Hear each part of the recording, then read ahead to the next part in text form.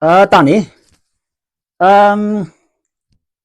wyt ti'n erioed wedi breuddrwdio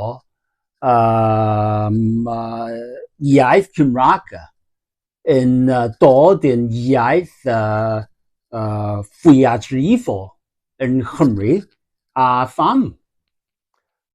Pam? Achos dyn ni'n byw mewn gwlad dwyieithog a hoffwn ni weld sefyllfa lle mae pawb sydd eisiau gallu siarad Cymraeg yn gallu siarad Cymraeg yng Nghymru a ddim o reidrwydd bod ein iaith mwyafrifol, ond hoffwn ni weld cenedl dwyieithog lle mae pawb yn gallu siarad Cymraeg, lle mae pawb yn cael y cyfle yna i ddysgu trwy'r system addysg a mae'n mynd i gymryd amser, ond bod pawb yn cael y cyfle i ddysgu Cymraeg yn iawn.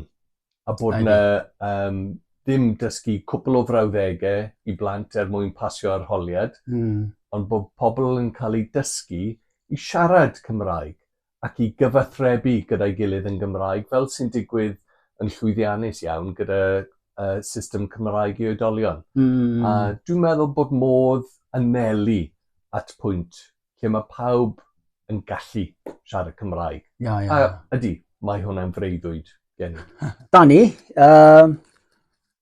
wyt ti'n feddwl ar Llywodraeth Cymru wedi gwneud digon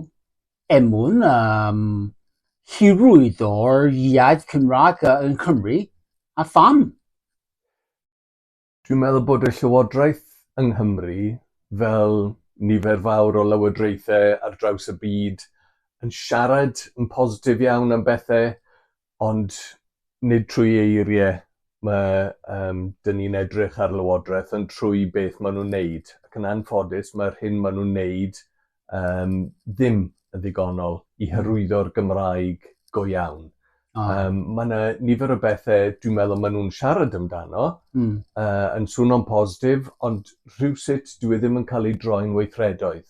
Mae yna nifer o bethau ddyle fod yn digwydd gyda'r system addysg, enghraifft, i droi yn ysgolion ni yn ysgolion fwy lle mae'r Gymraeg yn cael ei dysgu ac yn siarad yn fwy naturiol. Dyle hwnna fod yn bosibl yn lot fawr o'r ysgolion cynradd. Yn anffodus, dwi ddim yn credu bod yr ewyllus mewn gwirionedd gyda'r Llywodraeth i wthio'r ffiniau o ran dysgu iaith yn yr ysgolion. A dwi ddim cweit yn siŵr pam dyn nhw ddim mor hyderus neu yn bositif ei agwedd i wneud hynny, ond na, dyn nhw ddim yn wneud digon. Danny, diolch yn fawr am ffod efo fi. Dwi'n wedi mwynhau unfail sgwrs efo ti. Diolch yn fawr iawn.